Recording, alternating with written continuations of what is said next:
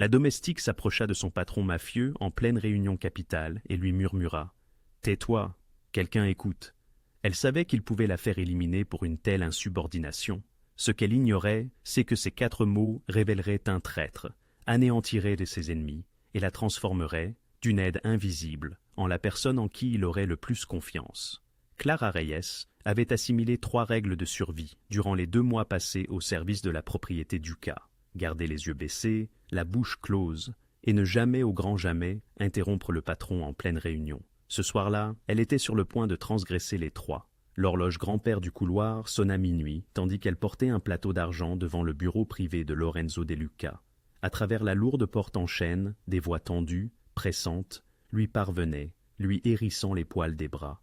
On l'avait convoqué pour renouveler les boissons, ce qui impliquait de s'éclipser discrètement, de faire son travail et de redevenir invisible. Elle poussa la porte. Le bureau était saturé de fumée de cigares et d'une atmosphère pesante. 6 hommes, le cercle intime de Lorenzo, ceux qui géraient tout, des docks au centre-ville de Chicago, étaient assis autour de la table, en acajou. Lorenzo lui-même trônait en bout de table, son impeccable costume anthracite d'une tenue parfaite, même à cette heure tardive, ses yeux sombres et vifs, tandis qu'il désignait une carte étalée sur la table. « Le territoire nord est vulnérable », disait Lorenzo, sa voix douce mais mordante. « L'équipe de Russo est à bout après le raid du mois dernier. Nous entrons avec 3 équipes. » Clara se déplaçait le long du mur comme une ombre, ainsi qu'on le lui avait appris.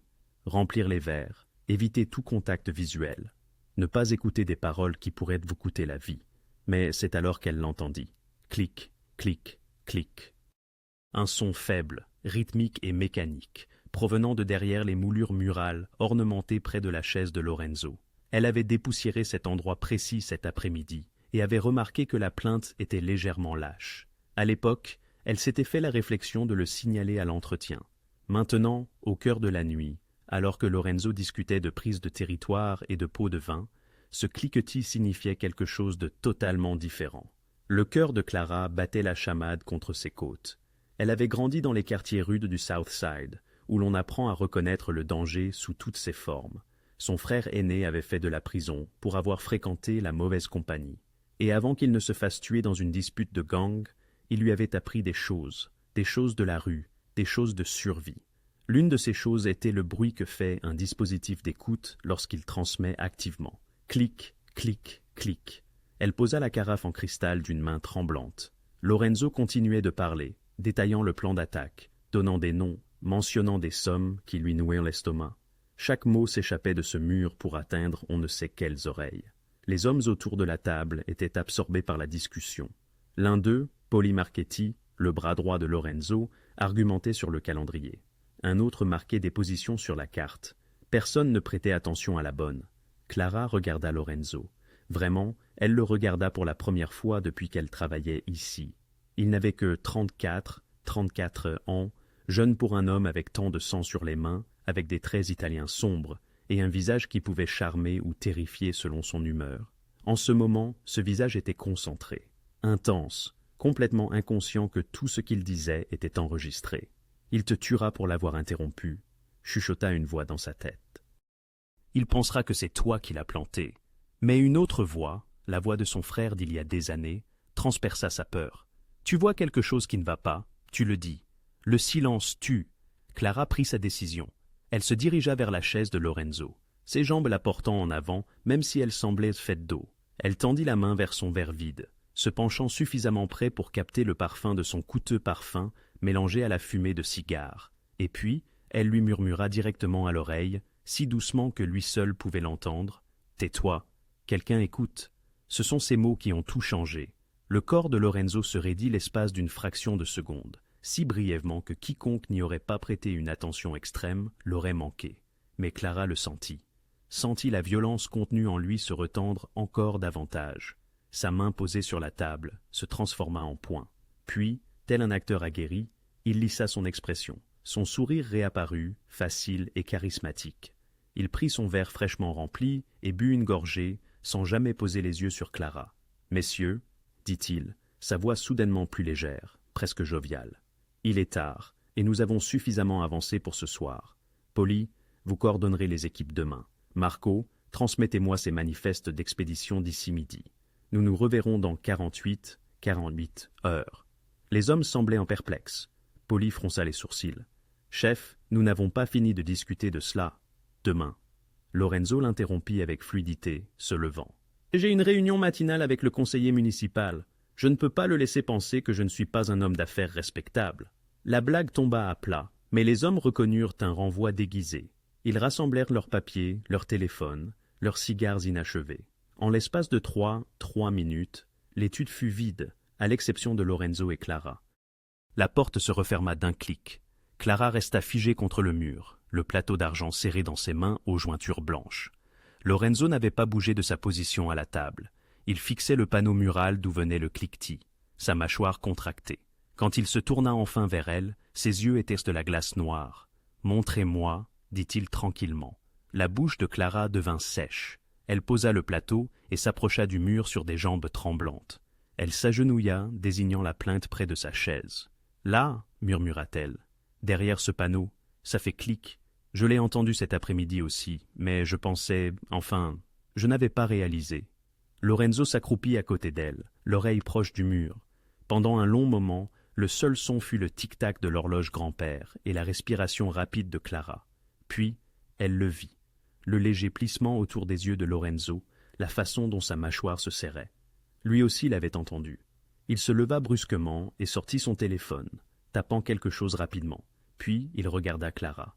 Vraiment, il la regarda pour la première fois depuis qu'elle travaillait dans sa maison. « Comment vous appelez-vous » demanda-t-il. « Clara Reyes, monsieur. »« Depuis combien de temps travaillez-vous ici, Clara ?»« 2 mois, monsieur. » Il étudia son visage comme s'il le mémorisait. « Ne quittez pas cette pièce. Ne dites pas un mot à qui que ce soit sur ce que vous avez entendu ce soir. Ni à mes hommes, ni aux autres employés, ni même à votre propre famille. Comprenez-vous » Clara hocha la tête, la gorge trop serrée pour parler. « Bien. » L'expression de Lorenzo s'adoucit presque imperceptiblement. « Car vous venez peut-être de me sauver la vie. » 20 minutes plus tard, un homme arriva qui ne ressemblait en rien à l'habituelle équipe de Lorenzo. Marcus Webb avait 40 ans. 40, était mince et nerveux, vêtu d'un jean et d'un sweat à capuche usé de l'université Northwestern. Il portait un sac à dos abîmé et avait l'air distrait d'un professeur d'université.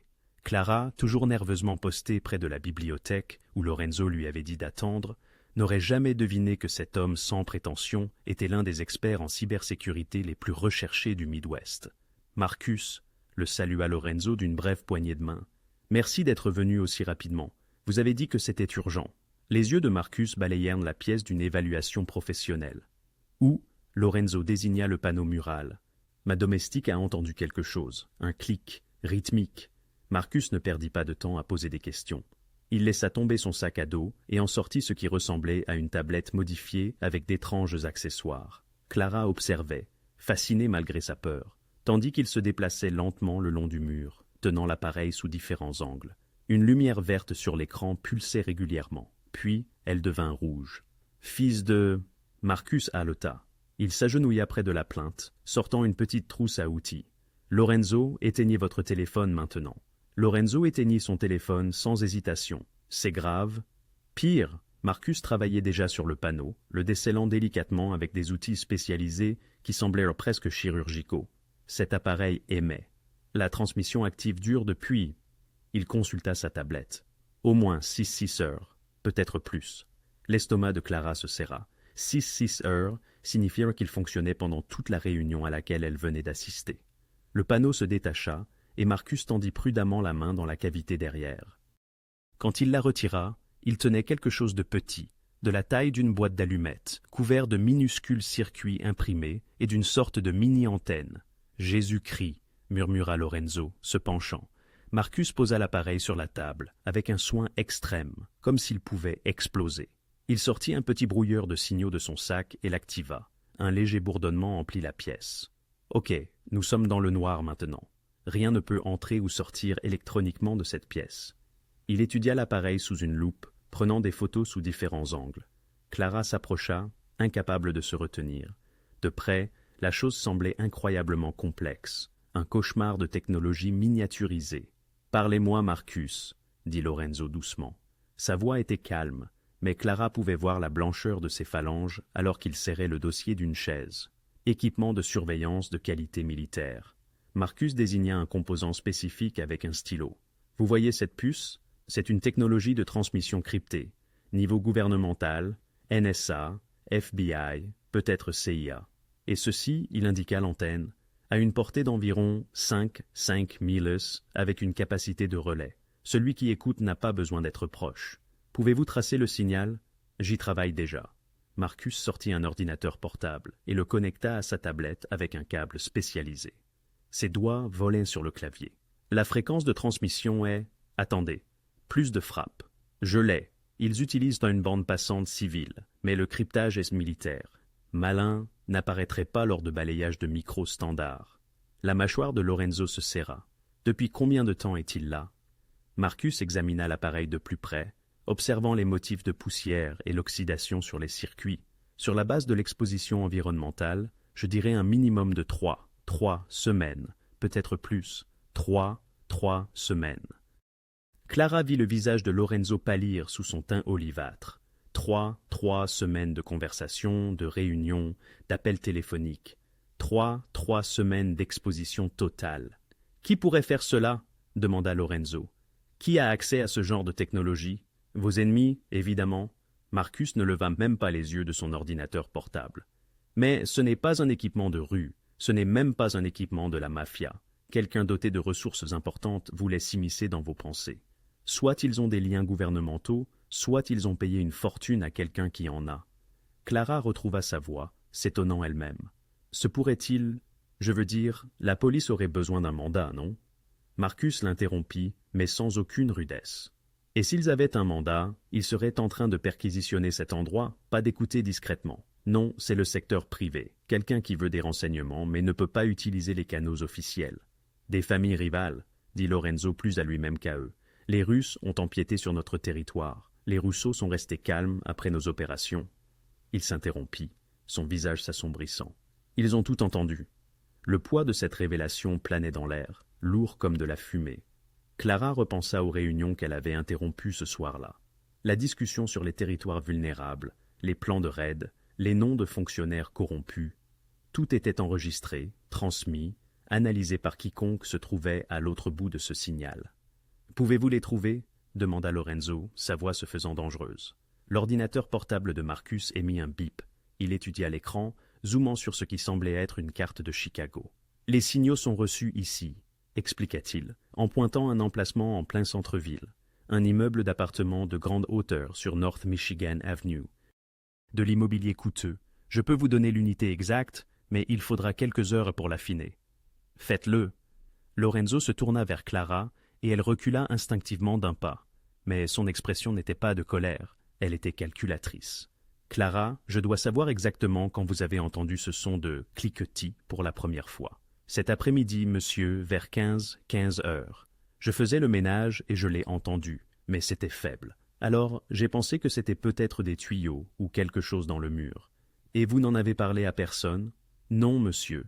J'allais en parler à la maintenance demain, mais... Sa voix s'éteignit. Lorenzo hocha lentement la tête. Cela pourrait nous avoir sauvés. Si vous l'aviez signalé par les canaux normaux, quelqu'un aurait pu les alerter que nous étions suspicieux. Il marqua une pause. Combien de personnes savent que vous l'avez entendu? Juste vous et monsieur Webb, monsieur. Bien, cela reste ainsi. Il se tourna de nouveau vers Marcus. Je veux un balayage complet de toute cette maison. Chaque pièce, chaque ligne téléphonique, chaque ordinateur. S'il y a un micro, il pourrait y en avoir d'autres. Marcus rangeait déjà son équipement. J'aurai besoin de toute mon équipe pour cela. Cela prendra toute la nuit. Alors, faites-les venir, dit Lorenzo d'une voix d'acier. Et Marcus, personne n'entend parler de cela, ni votre équipe, ni votre femme, ni votre prêtre. Cette information pourrait déclencher une guerre. Alors que Marcus se dirigeait vers la porte, il s'arrêta et regarda Clara. « Vous avez de bonnes oreilles, mademoiselle, meilleures que mon équipement à 50 000, 50 000 dollars. Ce cliquetis, la plupart des gens ne l'auraient jamais remarqué. » Après son départ, Clara se retrouva seule avec Lorenzo dans le bureau. Le dispositif reposait sur la table entre eux, sombre et silencieux, maintenant derrière le brouilleur de Marcus. Pourtant, elle avait l'impression qu'il les observait toujours, qu'il écoutait toujours. Lorenzo se servit un whisky, sa main ferme malgré tout. « Vous devriez rentrer chez vous, Clara. Reposez-vous. Demain, tout continue normalement. Vous faites votre travail. Je fais le mien. Personne ne doit savoir que quelque chose a changé. »« Oui, monsieur. » Clara commença à se diriger vers la porte, puis hésita. « Monsieur Duca, qui, selon vous, a fait cela ?» Lorenzo fixa le micro, son expression impénétrable. Quelqu'un qui vient de commettre une très grave erreur. Le lendemain matin, Clara arriva au manoir à 6 heures du matin, comme à son habitude, l'estomac noué. Elle avait à peine dormi, rejouant la nuit précédente encore et encore dans ses pensées. Chaque fois qu'elle fermait les yeux, elle revoyait ce minuscule appareil sur la table de Lorenzo, imaginant des signaux invisibles, transportant des secrets mortels dans l'air. Elle s'attendait au chaos, à des descentes du FBI, à des corps dans la cour, à quelque chose de dramatique. Au lieu de cela, elle trouva le manoir exactement comme elle l'avait laissé. Le soleil matinal inondait les hautes fenêtres. Les autres femmes de chambre travaillaient déjà, bavardant sur une émission de télé-réalité, tout en polissant l'argenterie. Le chef fredonnait en préparant le petit déjeuner. Tout était normal. Clara attacha son tablier avec des mains tremblantes et commença ses rondes, époussetant le couloir de l'étage. À travers une porte ouverte, elle put voir Lorenzo dans son bureau, au téléphone, riant de quelque chose. Il semblait détendu, presque insouciant dans sa chemise blanche impeccable et son pantalon de costume bleu marine. Cela n'avait aucun sens.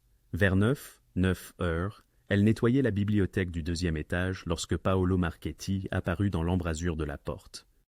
L'homme de main de Lorenzo était bâti comme un ours, avec des bras épais et un visage qui avait vu trop de bagarres. Il avait toujours rendu Clara nerveuse. « Le patron veut vous voir », dit Polly d'un ton brusque. « Bureau privé, maintenant. » Le cœur de Clara battait la chamade alors qu'elle le suivait en bas. Polly ne parla pas, ne la regarda même pas. Lorsqu'ils atteignirent le bureau, il frappa deux fois, et ouvrit la porte, lui faisant signe d'entrer seul. Lorenzo était assis derrière son bureau en acajou. Marcus Webb se tenait près de la fenêtre, et à côté de lui se trouvait un homme que Clara reconnut comme Tony Greco, le chef de la sécurité de Lorenzo, un ancien marine aux yeux gris froids et à la réputation d'être absolument loyal. Trois personnes, comme Lorenzo l'avait dit la nuit dernière. « Asseyez-vous, Clara. » Lorenzo désigna une chaise en face de son bureau. Son ton était professionnel, mais pas méchant. Elle s'assit, les mains fermement jointes sur ses genoux. « Marcus a terminé le balayage à 4 heures ce matin, » commença Lorenzo. « Tu veux lui dire ce que tu as trouvé ?» Marcus semblait épuisé, des cernes sombres sous les yeux. Deux autres appareils. Un dans le boîtier de jonction téléphonique du couloir principal, acheminant tous les appels de ligne fixe. Un autre dans la voiture de Lorenzo. Celui-là suivait ses déplacements et enregistrait les conversations. Il afficha des images sur sa tablette, montrant à Clara davantage de ces circuits imprimés cauchemardesques. Même équipement de qualité militaire, même fréquence de transmission. Quelqu'un a investi sérieusement dans cette opération. Clara se sentit mal. L'invasion était encore pire qu'elle ne l'avait imaginé. « Voici ce que nous allons faire, » dit Lorenzo en se penchant. « Rien. » Clara cligna des yeux. « Monsieur, nous n'allons pas retirer les micros, nous n'allons pas modifier les protocoles de sécurité. Nous n'allons agir de manière suspecte d'aucune manière. » Les yeux sombres de Lorenzo retinrent les siens. « Pour autant que quiconque sache, et je dis bien quiconque, y compris mes propres hommes, la réunion d'hier soir s'est terminée tôt parce que j'étais fatigué. Rien de plus. » « Je ne comprends pas, » dit Clara avec prudence. Tony Greco parla pour la première fois, sa voix rocailleuse. « Quiconque a posé ses micros observe la réaction. Si nous renforçons soudainement la sécurité, recherchons d'autres appareils, changeons nos habitudes, ils sauront que nous les avons trouvés. Ils se retireront ou accéléreront ce qu'ils prévoient. »« Mais ils écoutent tout, » protesta Clara. « Exactement. » Un mince sourire traversa le visage de Lorenzo. « Et ce sera leur perte. » Marcus a tracé la transmission jusqu'à un appartement sur North Michigan Avenue, unité 4207. Il est enregistré sous une société écran. Il nous a fallu la moitié de la nuit pour éplucher les documents, mais nous avons trouvé le lien. Devinez qui possède cette société écran? Clara secoua la tête. Une société holding liée à la famille Volkov. Le sourire de Lorenzo devint froid. Les Russes! Ils ont essayé de s'implanter sur notre territoire pendant deux ans, et nous les avons bloqués à chaque tournant. C'est ainsi qu'ils ont toujours eu une longueur d'avance. Ils ont écouté notre stratégie. Les morceaux se mirent en place dans l'esprit de Clara. Donc, si vous les laissez continuer à écouter, nous contrôlons ce qu'ils entendent. acheva Lorenzo. Nous leur donnons exactement ce que nous voulons qu'ils sachent. De fausses informations, de faux plans, un appât auquel ils ne pourront résister. Et pendant qu'ils chassent des fantômes, nous découvrons qui, au sein de mon opération, les a aidés à installer ces micros en premier lieu. Un frisson parcourut l'échine de Clara. Vous pensez que quelqu'un ici vous a trahi? Ces appareils ne se sont pas installés tout seuls, dit Tony Greco à plat. Quelqu'un avait accès à cette maison, à la voiture de Lorenzo, à nos systèmes de sécurité. Soit nous avons une taupe, soit quelqu'un a été assez négligent pour laisser un agent ennemi s'infiltrer. C'est pourquoi, poursuivit Lorenzo, seulement quatre personnes sont au courant de cela. Moi, Marcus, Tony et vous. Pas Polly, pas mon cousin Frankie, pas même mon conseiller légal. Personne. Moins il y a de personnes au courant, plus il est facile de repérer un comportement inhabituel. « Que voulez-vous que je fasse » demanda Clara. « Votre travail, exactement comme vous l'avez toujours fait. » L'expression de Lorenzo s'adoucit légèrement. « Je sais que c'est beaucoup à demander à quelqu'un qui est juste venu ici pour nettoyer des maisons et payer son loyer. Mais vous avez prouvé que vous avez de bons instincts et que vous savez garder votre bouche fermée. Ce sont des qualités rares. » Marcus sortit un petit appareil de la taille d'une clé de voiture. « Si vous entendez ou voyez quelque chose de suspect, et je dis bien quelque chose qui vous semble étrange, appuyez sur ce bouton. Il envoie une alerte silencieuse à nos trois téléphones. Pas de nom, pas de détails, juste une alerte. Nous nous en occuperons. » Clara prit l'appareil, sentant son poids dans sa paume. Il était plus lourd qu'il n'y paraissait. « Une dernière chose, » dit Lorenzo. « Dans quelques heures, je vais organiser une autre réunion dans ce même bureau. Les mêmes hommes, le même sujet. Mais cette fois, tout ce que je dirai sera un mensonge. Nous allons tester le système, voir si les Russes mordent à l'hameçon. J'ai besoin que vous soyez là pour servir des boissons, en agissant de manière tout à fait normale. Pouvez-vous faire cela ?» Clara pensa à son frère, mort à 26 ans parce qu'il avait choisi la loyauté envers les mauvaises personnes. Elle pensa à sa mère travaillant deux emplois pour les nourrir après sa disparition. Elle pensa à quel point elle avait travaillé dur pour rester loin de la rue, pour se construire une vie décente. Maintenant, la voici assise dans le bureau d'un chef de la mafia, recruté dans une sorte d'opération de contre-espionnage. « Je peux le faire, » dit-elle doucement. Lorenzo l'observa un long moment, puis hocha la tête. « Bien, Tony te briefera sur les points cruciaux à surveiller. Et Clara... » Il attendit qu'elle lève les yeux. « Merci, la plupart des gens auraient continué leur chemin hier soir. Pas toi. » Clara répondit. « Mon frère disait toujours, le silence tue. Un homme intelligent, ton frère. Il est mort. » L'expression de Lorenzo, fugitive, trahissait peut-être le respect, ou une forme de reconnaissance. « Eh bien, assurons-nous que sa sœur n'ait pas le même destin. C'est clair? Limpide, monsieur. » Alors qu'elle quittait le bureau, le petit dispositif d'alerte pesant dans la poche de son tablier, Clara prit conscience d'avoir franchi un point de non-retour. Elle n'était plus une simple femme de chambre. Elle était désormais un pion dans une partie des plus périlleuses. À la mi-journée, une tension muette imprégnait la demeure. Clara l'aperçut d'abord dans la cuisine, où le personnel se retrouvait habituellement pour déjeuner. Maria, la gouvernante en chef, chuchotait au chef cuisinier l'étrangeté de la clôture abrupte de la réunion de M. Duca la veille. « Il ne les écourte jamais, » murmura Maria, jetant des regards anxieux. Quelque chose a dû se produire. Clara, la tête baissée, mangeait son sandwich en silence, le cœur battant la chamade. La paranoïa se propageait plus vite qu'elle ne l'avait anticipé. Dans le couloir principal, elle surprit deux subordonnés de Lorenzo discutant à voix basse. « Le patron semblait bizarre hier soir, » dit l'un. « Il nous a tous renvoyés en hâte, comme si la maison était en feu. » Mon cousin Vinny dit « Peut-être que le FBI nous encercle. » « Non, le FBI aurait déjà enfoncé la porte, » répondit l'autre. « C'est autre chose, quelque chose d'interne. » Ce mot « interne » planait dans l'air, empoisonnant l'atmosphère. Clara se déplaçait dans la demeure avec ses ustensiles de nettoyage, aussi invisibles que d'habitude. Mais maintenant, elle écoutait différemment. Chaque conversation, chaque regard anxieux, chaque coup de fil chuchoté devenait une information précieuse. Elle n'avait jamais réalisé à quel point les gens se dévoilaient, en croyant que les domestiques n'entendaient rien. Vers 14 heures, alors qu'elle astiquait la rampe près du bureau de Lorenzo, des voix s'élevèrent à l'intérieur. Par l'entrebâillement de la porte, elle aperçut Polly Marchetti, sa nuque épaisse rougie par la frustration, arpentant la pièce. « Patron, les hommes posent des questions, » disait Polly. « Ils ne comprennent pas pourquoi vous avez interrompu la réunion. Certains pensent que vous avez eu des doutes sur l'opération du quartier nord. Laissez-les penser ce qu'ils veulent. répliqua Lorenzo, sa voix calme, presque amusée. Un peu d'incertitude maintient les gens affûtés. Affûtés ou paranoïaques? Polly cessa de faire les 100 pas. Joey Batts dit que quelqu'un vous a peut-être prévenu que le plan avait fuité.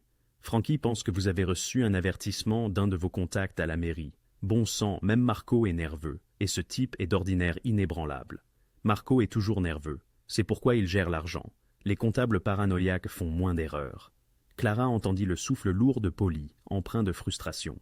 Lorenzo, je suis avec vous depuis 8 ans, depuis que vous avez repris l'affaire de votre père. S'il y a un problème, vous pouvez me le dire. Un long silence suivit. Clara retint son souffle, immobile. Polly, tu sais que j'ai confiance en toi, dit enfin Lorenzo. Mais pour l'instant, j'ai besoin que tu aies confiance en moi. Garde les hommes calmes. Dis-leur que l'opération du quartier Nord est toujours d'actualité. Nous affinons simplement notre approche. Assure-toi que chacun se concentre sur son travail, pas sur les rumeurs. Et s'ils continuent à poser des questions, rappelle-leur ce qui arrive à ceux qui remettent en question mes décisions. La menace dans la voix de Lorenzo était douce, mais indubitable. Même Polly, son lieutenant le plus fidèle, ignorait la vérité. Clara ressentit un mélange étrange de peur et d'une autre émotion insaisissable. Était-ce de la fierté? Lorenzo lui faisait confiance. À elle, une simple femme de chambre, avec des informations qu'il ne partagerait pas avec des hommes à ses côtés depuis des années.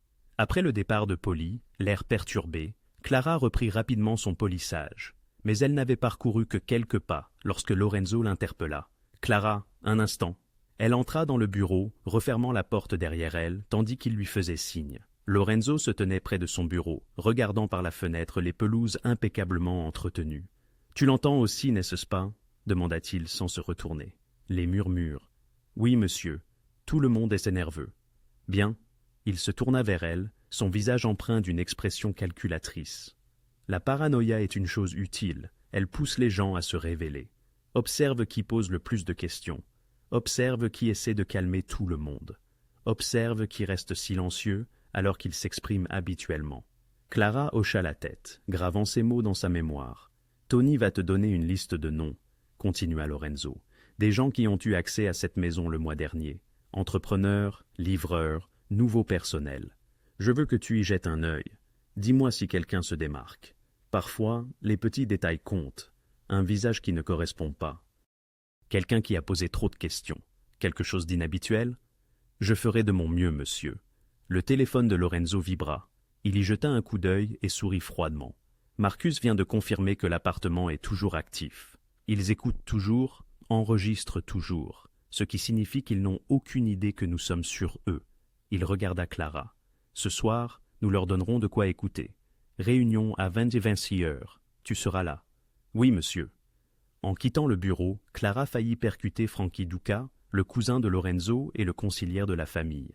Frankie, cinquantenaire aux cheveux argentés et au regard perçant, portait un costume coûteux qui ne parvenait pas à dissimuler sa carrure forgée en prison. « Attention, ma belle, » dit Frankie, l'observant d'une main, mais ses yeux scrutaient son visage avec une intensité inconfortable. « Vous êtes Clara, n'est-ce pas?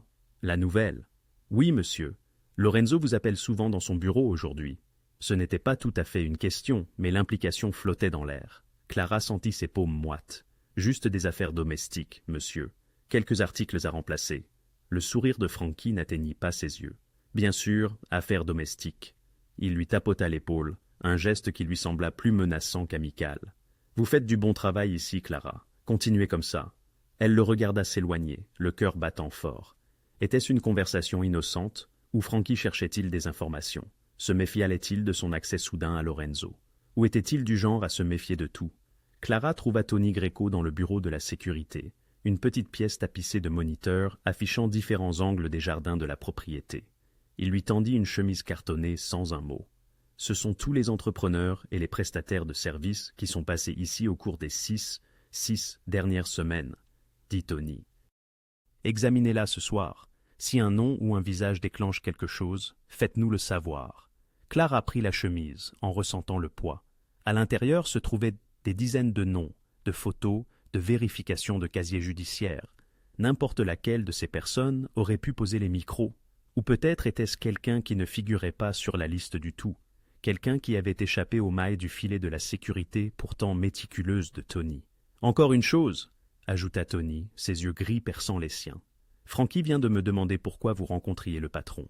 Je lui ai dit que Lorenzo envisageait de vous promouvoir au poste de gouvernante en chef et que vous étiez en cours de sélection. Cela satisfait-il votre curiosité, qu'il ait posé des questions à mon sujet? Frankie demande tout, c'est son travail. Être méfiant, protéger les intérêts de Lorenzo. Ne le prenez pas personnellement. Tony se pencha en arrière sur sa chaise. Mais soyez prudente, Frankie est intelligent. S'il pense que quelque chose cloche, il creusera jusqu'à ce qu'il découvre la vérité. Clara quitta le bureau de la sécurité, la chemise dissimulée sous ses affaires de nettoyage. Tandis qu'elle arpentait les couloirs du manoir, elle sentait des yeux posés sur elle, réels ou imaginaires. Elle ne pouvait plus faire la distinction. La maison était devenue une cage de suspicion, et elle y était piégée avec des prédateurs qui tournaient en rond, cherchant à savoir lequel des leurs les avait trahis. Et quelque part, dans un luxueux appartement du centre-ville, quelqu'un écoutait chaque mot, élaborant ses propres plans. Le service de Clara se terminait à 16 heures, mais elle s'attarda jusqu'à presque 17 heures, plongeant dans les dossiers des entrepreneurs, dans une chambre d'amis inoccupée. Les visages se confondaient. Des électriciens, des plombiers, une équipe de laveurs de vitres, l'équipe qui avait installé de nouvelles caméras de sécurité 3 semaines auparavant. 3 semaines. C'est exactement la période où les micros étaient apparus. Elle encercla cette entrée et glissa le dossier dans son sac, s'engageant mentalement à en parler à Tony ce soir-là. L'air d'octobre était frais alors qu'elle sortait par l'entrée de service du manoir. Elle serra davantage sa mince veste et s'engagea sur la longue allée menant à l'arrêt de bus sur Ashland Avenue. La propriété d'Uka se trouvait dans la riche banlieue d'Oak Brook, loin de son appartement exigu de Pilsen. Mais la ligne de bus était fiable et le salaire était meilleur que partout ailleurs où elle avait travaillé. Elle n'avait peut-être fait que 20, pas lorsqu'elle remarqua le Cadillac Escalade noir garé le long de la rue bordée d'arbres, son moteur tournant au ralenti. Rien d'inhabituel dans ce quartier, les hommes de Lorenzo ayant toujours des véhicules postés autour de la propriété. Mais quelque chose dans la façon dont il était positionné, le nez pointé vers elle, la fit serrer davantage son sac. Le petit dispositif d'alerte que Tony lui avait donné était dans la poche de sa veste. Ses doigts le trouvèrent, prêts à l'action, mais l'escalade ne bougea pas, et elle se disait qu'elle était probablement juste paranoïaque. Elle continua de marcher. À l'arrêt de bus, elle consulta son téléphone. 15 minutes avant l'arrivée du prochain. Quelques autres personnes attendaient à proximité. Une nounou avec une poussette, un homme âgé lisant un journal. Normal, sûr. Clara tenta de se détendre, mais tous les instincts de survie qu'elle avait appris en grandissant dans le South Side hurlaient en elle. « Excusez-moi, mademoiselle. » Elle se retourna et découvrit un homme debout derrière elle. 35 ans, soigné, en costume cravate gris, avec des traits banals qui ne se distingueraient pas dans une foule. Il sourit agréablement, comme quelqu'un sur le point de demander des directions. « Vous travaillez à la maison d'Uka, n'est-ce pas ?» dit-il. « Je vous ai vu aller et venir. » Toutes les alarmes retentiront simultanément dans la tête de Clara. « Je suis désolé, je ne... » « Ça va ?» Son sourire ne faiblit pas. « Je n'essaie pas de causer des ennuis. En fait, j'espérais que nous pourrions nous aider mutuellement. » Il désigna une petite boulangerie de l'autre côté de la rue. « Pourrions-nous parler un instant? Je vous offrirai un café. » Clara jeta un coup d'œil à la nounou et au vieil homme, tous deux perdus dans leurs pensées. Le SUV noir était toujours là, et à présent, elle se demandait s'il s'agissait réellement des hommes de Lorenzo ou de toute autre chose. « Je ne vous connais pas, » dit-elle prudemment. « J'attends juste mon bus. S'il vous plaît, 5 minutes. Il y a de l'argent à la clé pour vous. » Son ton changea, devenant plus insistant. « Je pense vraiment que vous voudrez entendre ce que j'ai à dire. » Contre son gré, ou peut-être parce qu'elle devait absolument savoir de quoi il s'agissait, Clara se retrouva à traverser la rue avec lui. Sa main resta dans sa poche, le pouce sur le bouton d'alerte. Si les choses tournaient mal, elle appuierait et s'enfuirait. La boulangerie était chaude et embaumait le pain frais. L'homme acheta 2 cafés sans lui demander ce qu'elle voulait et la conduisit à une table de coin, loin des fenêtres. Il s'assit dos au mur, comme quelqu'un qui aurait été entraîné à toujours surveiller les issues. « Mon nom n'a pas d'importance, » commença-t-il, faisant glisser un café vers elle. Clara n'y toucha pas. « Ce qui compte, c'est que je sais que vous travaillez étroitement avec Lorenzo Duca. Vous êtes dans sa maison tous les jours. Vous entendez des choses, voyez des choses. » Le calme affiché par l'homme masquait-il une menace latente? La bouche de Clara devint sèche. « Je ne suis qu'une femme de ménage, je nettoie. Et vous étiez dans son bureau privé hier soir, pendant une réunion très importante. L'expression amène de l'homme ne changea jamais, mais ses yeux étaient devenus froids. Une réunion qui s'est terminée étrangement et soudainement, et ce matin, vous avez été appelé dans son bureau trois fois. Ce n'est pas normal pour une simple femme de ménage. Il l'avait observé, surveillé même. Clara se sentit violée, exposée. Depuis combien de temps suivait-il ses faits et gestes? L'homme glissa la main dans sa veste, et la main de Clara se resserra sur le dispositif d'alerte. Mais il ne sortit qu'une épaisse enveloppe, la posant sur la table entre eux. Elle était gonflée de billets, plus d'argent que Clara n'en gagnait en un mois, peut-être 2. 5 000 $, dit-il doucement. Et ce n'est qu'un acompte. Tout ce dont j'ai besoin, c'est d'informations, des choses simples. Quelles réunions ont lieu? Qui y participe? De quoi discute-t-on?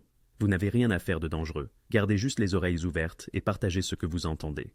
Clara fixa l'enveloppe, son cœur battant à tout rompre. 5 000 $. De quoi payer les frais médicaux de sa mère. De quoi s'offrir un meilleur appartement, loin des gangs et des dealers de son quartier. Mais cela ferait aussi d'elle une traîtresse. Et les traîtres aux hommes comme Lorenzo Duca ne vivaient pas longtemps. « Je ne peux pas vous aider, » dit-elle en se levant. « Je ne sais rien et je ne vous le dirais pas si je savais. » La main de l'homme jaillit, lui agrippant le poignet assez fort pour lui faire mal. Son masque de courtoisie tomba, révélant quelque chose de hideux en dessous. « Asseyez-vous, Clara. Nous n'avons pas fini de parler. Lâchez-moi, vous faites une erreur. » Il se pencha, sa voix se transformant en un murmure plus menaçant que n'importe quel cri. « Nous savons où vous vivez. Nous savons que votre mère travaille à l'hôpital Sainte Mary au poste de nuit. Nous connaissons votre trajet, quel bus vous prenez, à quelle heure vous arrivez. Voulez-vous vraiment vous faire des ennemis de personnes ayant une telle portée? » Le sang de Clara se glaça. Il l'avait cernée, cartographié sa vie, identifié tous ceux qui comptèrent pour elle. Ce n'était pas seulement une question d'information, c'était une menace pour tous ceux qu'elle aimait. Elle appuya sur le bouton d'alerte. Rien ne se produisit. Aucun son, aucun signal visible. Mais quelque part, 3, téléphone, recevait son SOS. J'ai dit là... Clara tenta de se dégager, mais son emprise se resserra. « Vous avez 24 heures pour réfléchir à mon offre, » dit l'homme. « Demain, même heure, même endroit. Vous vous présentez avec quelque chose d'utile. Vous recevez l'argent et tout le monde est en sécurité. Vous ne vous présentez pas ou vous parlez de cette conversation à Duca. » Il sourit froidement. « Eh bien, des accidents arrivent, surtout aux personnes qui travaillent tard à l'hôpital. » La porte de la boulangerie tinta. Deux hommes entrèrent, tous deux massifs comme des joueurs de ligne de football américains, tous deux vêtus de vêtements décontractés, qui ne cachaient en rien leurs dangereuses occupations. Clara en reconnut un, Joey Batts, l'un des hommes de main de Lorenzo. L'autre était un jeune homme qu'elle avait déjà vu au manoir. L'homme qui agrippait le poignet de Clara les remarqua également. Ses yeux s'écarquillèrent légèrement et sa main la relâcha. « Un problème ici ?»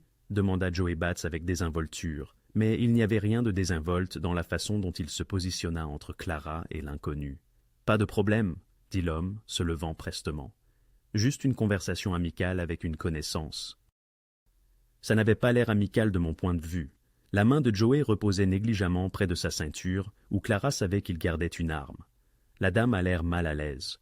L'étranger jeta un coup d'œil à Joey et à son partenaire, calculant les chances. Quelle que fût sa conclusion, elle n'était pas favorable. Il lança à Clara un dernier regard froid, une promesse que ce n'était pas fini, et sortit de la boulangerie. Les jambes de Clara se dérobèrent. Elle se laissa tomber sur la chaise, ses mains tremblantes. « Vous allez bien, mademoiselle ?» demanda Joey, ses traits rudes montrant une sincère inquiétude. « Ah oui, merci. Le patron a dit de vous surveiller. Heureusement que nous étions proches. » Il sortit son téléphone, tapant rapidement. « J'ai une description du type. On va découvrir qui il est. » Le jeune homme de main regarda par la fenêtre. Il monte dans une Honda grise. Vous voulez qu'on le suive? Pas encore. Le patron décidera. Joey se tourna vers Clara. Venez, on vous ramène chez vous. Et à partir de maintenant, vous n'allez nulle part sans l'un de nous à proximité. Ordre du patron. Alors que Clara les suivait jusqu'à leur voiture, l'enveloppe toujours sur la table de la boulangerie derrière elle, elle réalisa que la donne avait changé. Elle n'était plus une simple observatrice, elle était une cible. Le bureau de Lorenzo semblait différent cette fois, plus sombre, plus dangereux. Clara était assise sur la même chaise que ce matin, mais maintenant Joey Batts et son partenaire se tenaient près de la porte comme des sentinelles. Tony Greco était au téléphone, aboyant des ordres. Marcus Webb était penché sur son ordinateur portable, les doigts balayant le clavier. Lorenzo se tenait près de la fenêtre, le dos tourné à tous, parfaitement immobile. C'était cette immobilité qui effrayait le plus Clara, comme un prédateur décidant comment frapper. « Racontez-moi encore » dit Lorenzo d'une voix basse, sans se retourner. « Chaque mot » ajouta-t-il. La voix de Clara trembla, tandis qu'elle répétait la conversation pour la troisième fois, la menace concernant sa mère, l'enveloppe d'argent, le sourire froid de l'homme lorsqu'il mentionna les accidents. Quand elle eut fini, Lorenzo se retourna enfin. Son visage était un masque de fureur contenue. « Marcus, dis-moi que tu as quelque chose. »« J'y travaille. » Marcus afficha les images de vidéosurveillance de la caméra extérieure de la boulangerie. Tony y avait déjà eu accès. « On a une photo nette de son visage. On la passe dans nos bases de données maintenant. » Son ordinateur bipa. « D'accord, c'est intéressant. Pas de résultat dans les casiers judiciaires, mais la reconnaissance faciale le retrouve sur un profil LinkedIn. Il s'appelle David Walsh et se présente comme consultant en sécurité pour une entreprise appelée Meridian Solutions. « Jamais entendu parler, » grogna Tony. « C'est parce qu'elle n'existe pas. Du moins pas légitimement. » Marcus afficha un dépôt d'entreprise. Société écran incorporée au Delaware il y a 6 mois. Pas de bureau physique, pas de site web, pas d'opération commerciale réelle. C'est une façade. La mâchoire de Lorenzo se serra. Lié aux Russes. Donnez-moi une minute. Les doigts de Marcus dansèrent sur le clavier, affichant des documents, recoupant des noms. L'agent enregistré pour Meridian Solutions. D'accord. Enterré sous trois couches de holding. Mais oui, c'est là. La même structure d'entreprise qui possède l'appartement où vont les signaux des micros. Ils utilisent le même réseau de blanchiment d'argent. Donc, les Russes sont de plus en plus audacieux, dit Lorenzo. Non contents de simplement écouter, ils essaient maintenant de recruter activement chez moi. Ils ont abordé la mauvaise personne, dit Tony, regardant Clara avec ce qui aurait pu être de l'approbation. Lorenzo se dirigea vers l'ordinateur portable de Marcus. « Montre-moi tout ce que nous avons sur cet appartement. » Marcus afficha un dossier détaillé. Unité 407, North Michigan Avenue, immeuble de luxe de grande hauteur, 42 étages, très cher, très sécurisé. L'unité s'est louée depuis 3 mois sous cette même société écran. La direction de l'immeuble pense qu'elle est utilisée par un cadre de fonds spéculatif. Qui est réellement là? La surveillance suggère deux personnes, les deux hommes, effectuant des rotations. Il ne laisse pas beaucoup de livraison de nourriture, un mouvement minimal. Installation professionnelle. Marcus zooma sur des schémas techniques. La bonne nouvelle, c'est qu'ils utilisent un relais de signal sur le toit. Cela signifie que la transmission va de vos micros à leur unité, puis à ceux qui analysent réellement les renseignements. Nous pouvons intercepter ce signal secondaire. Pouvez-vous tracer où il va après avoir quitté l'appartement? C'est déjà fait. Marcus eut l'air grave. Plusieurs points d'extrémité. Un à Brighton Beach, Brooklyn. C'est le territoire de la mafia russe. Un autre à Moscou, acheminé via environ 6 serveurs proxy. Il ne s'agit pas seulement de la famille Volkov. Ils partagent des informations avec des gens de retour au pays. La pièce devint silencieuse. Clara comprit ce que cela signifiait. Ce n'était plus seulement une lutte de pouvoir local. C'était du crime organisé international avec des ressources et une portée bien au-delà des rues de Chicago. « Patron », dit Tony prudemment, « nous pourrions frapper cet appartement ce soir, exfiltrer ces types, découvrir qui les a envoyés, mettre fin à toute l'opération. » Non, la voix de Lorenzo fut ferme. Si nous les arrêtons, les Russes sauront que nous sommes sur eux. Ils se retireront, se regrouperont, nous attaqueront sous un angle différent. Nous serons de retour à la case départ, sauf qu'ils seront plus prudents la prochaine fois. Non, alors, que faisons-nous? Lorenzo se tourna vers Marcus. Pouvez-vous surveiller leur appartement sans qu'ils le sachent, voir qui va et vient, ce qu'ils transmettent? Déjà en cours, j'ai une équipe qui met en place une contre-surveillance en ce moment même. Ce soir, nous aurons des yeux et des oreilles sur les personnes qui ont des yeux et des oreilles sur vous. Un sourire froid traversa le visage de Lorenzo. Magnifique. Donc, ils nous écoutent et nous les écoutons. Cela signifie que nous contrôlons le flux d'informations dans les deux sens. Clara intervint timidement. L'homme, Walsh, a dit qu'il me donnait 24 heures. Il veut que je le rencontre demain pour lui apporter des informations. La tension de la situation était palpable. La proposition de Walsh créait-elle une brèche dans leur stratégie ou une opportunité inattendue? « Et vous le ferez », affirma Lorenzo, élargissant les yeux de Clara. « Mais pas les informations qu'il désire. Vous allez lui servir exactement ce que nous voulons que les Russes entendent. »« Patron, c'est risqué. protesta Tony. Ils ont menacé sa mère, ils savent où elle réside. C'est précisément la raison pour laquelle elle bénéficiera d'une protection 24 heures sur 24, 7 jours sur 7, répliqua Lorenzo. Et pourquoi Walsh ne l'approchera plus à moins de 100 mètres sans que nous en soyons informés. Lorenzo tourna son regard vers Clara. À moins que vous ne souhaitiez vous retirer. Ce n'est pas ce à quoi vous avez souscrit en acceptant de nettoyer ma demeure. Je ne vous blâmerai pas de partir. Clara remémora les yeux froids de l'homme, ses menaces envers sa mère. Elle songea à fuir, à se cacher, peut-être à quitter Chicago définitivement. Mais elle connaissait également les individus tels que Walsh et leurs commanditaires. Ceux-là n'oubliaient rien, ne pardonnaient jamais. Fuir la transformerait simplement en cible ailleurs. « Que désirez-vous que je fasse » interrogea-t-elle. Lorenzo l'observa un long moment, puis acquiesça. « Joey et Marco vous accompagneront partout en dehors de cette résidence. À l'intérieur, vous êtes en sécurité. Nous procéderons à une nouvelle fouille ce soir pour nous assurer qu'il n'y ait plus de surprises. Demain, lorsque Walsh vous abordera, vous lui confirmerez votre coopération. Vous lui fournirez des détails mineurs, rien de crucial. Nous rédigerons le scénario. Ne se doutera-t-il pas que c'est une imposture? Non, si nous mêlons la vérité au mensonge. Donnez-lui de véritables noms de membres de mon organisation, ceux qui sont insignifiants ou ceux sur lesquels je désire qu'il se concentre. Indiquez-lui une date et un lieu de rencontre authentique, mais pas l'objet réel de nos discussions. Faites-lui croire qu'il obtient des renseignements précieux alors qu'il ne fera que courir après des chimères.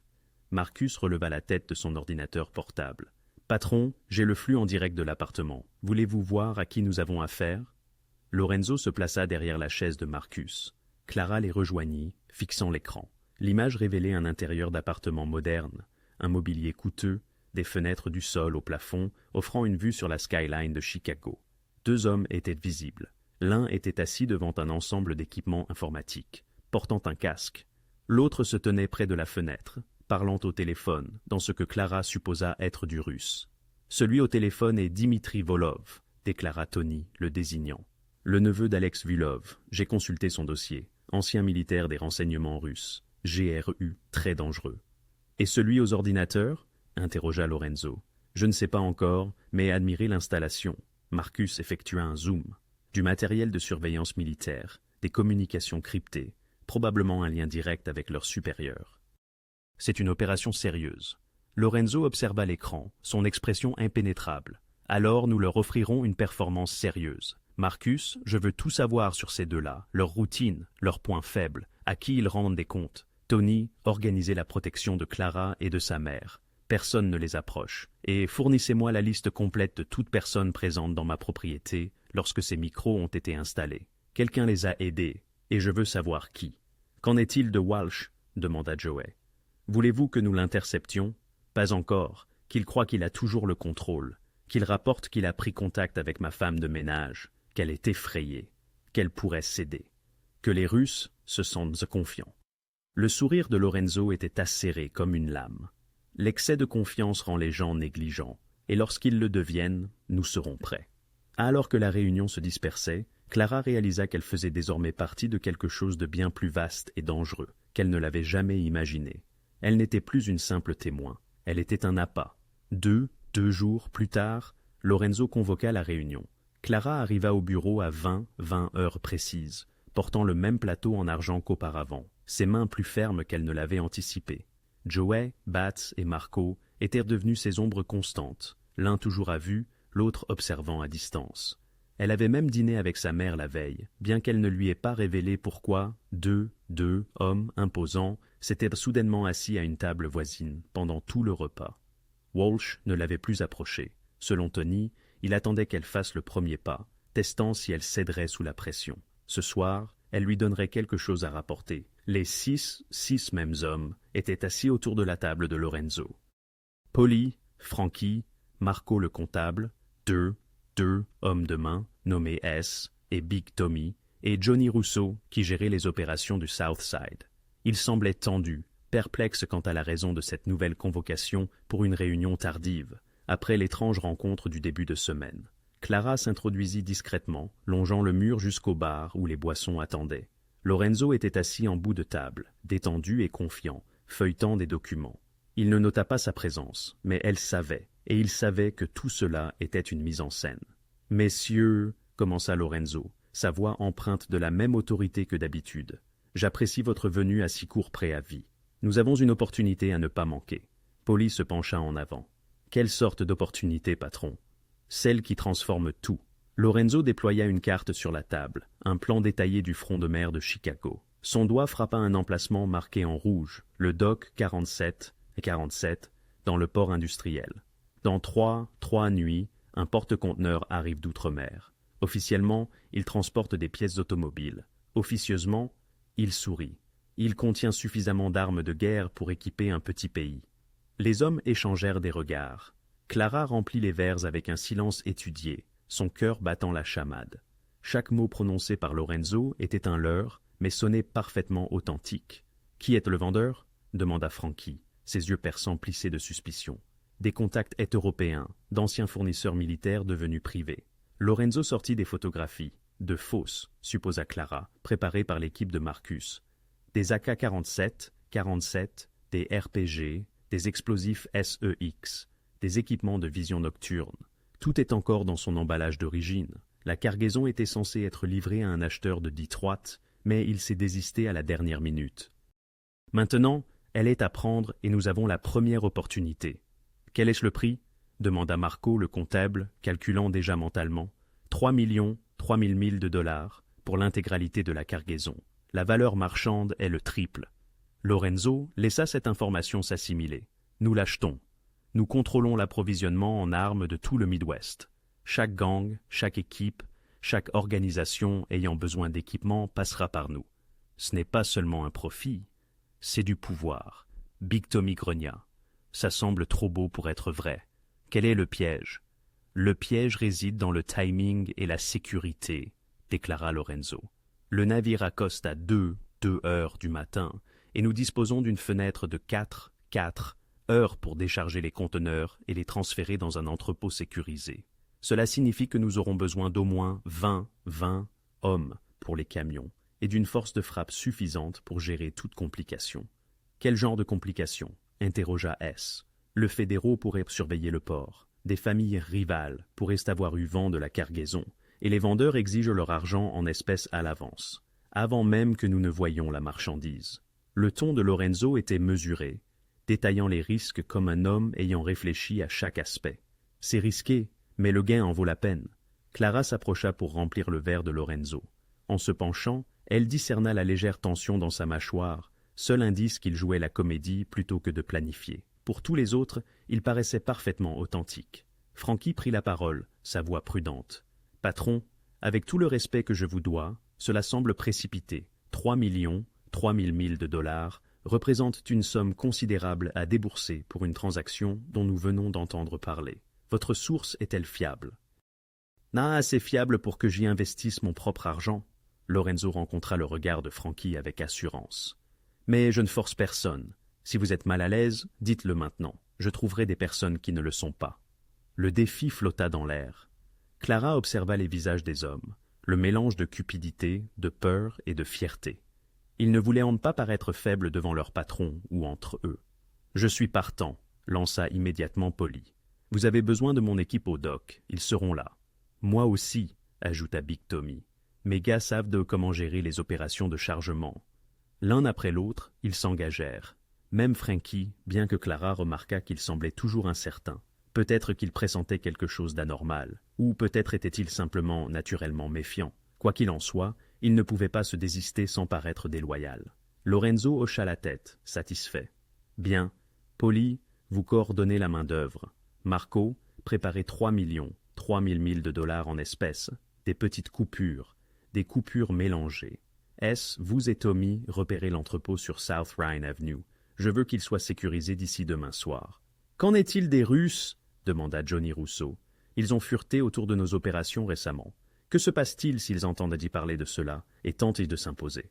L'expression de Lorenzo se durcit, et Clara se demanda si cette partie était réelle, ou encore une partie de l'acte. Qu'ils essaient. Nous aurons suffisamment de sécurité au dock 47 pour gérer tout ce qui se présentera. De plus, les Russes sont trop occupés avec leurs propres problèmes pour se soucier de nos affaires. La réunion se poursuivit pendant encore 20 minutes. Lorenzo distribua les tâches et répondit aux questions avec un niveau de détail qui rendait toute l'opération légitime. Clara écouta tout, versant les boissons et restant invisible. Pendant ce temps, quelque part dans la ville, deux Russes dans un appartement de luxe enregistraient chaque mot.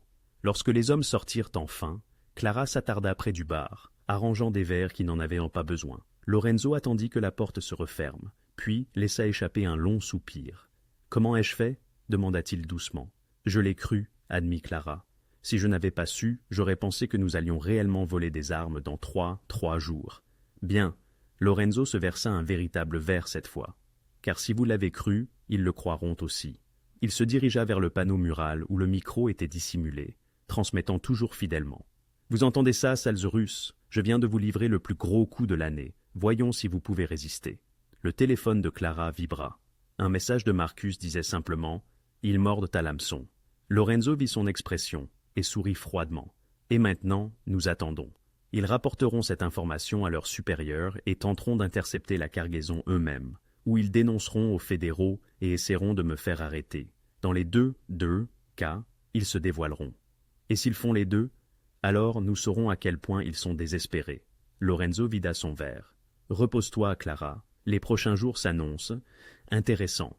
Et par intéressant, j'entends potentiellement mortel. » Alors que Clara quittait le bureau, elle croisa Frankie dans le couloir.